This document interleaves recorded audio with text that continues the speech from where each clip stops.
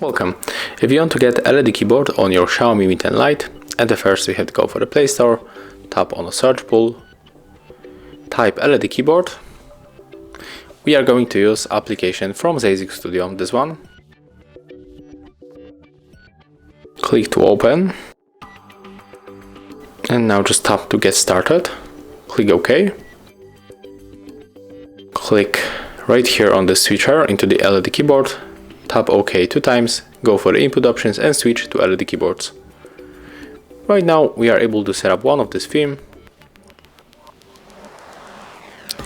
I think that I'm going to set up maybe RGB circle. Tap to download the theme. Click right here on this corner. And as you can see right now, we are with this new theme on our smartphone. Thank you guys for watching, leave thumbs ups, comments and subscribe to our channel.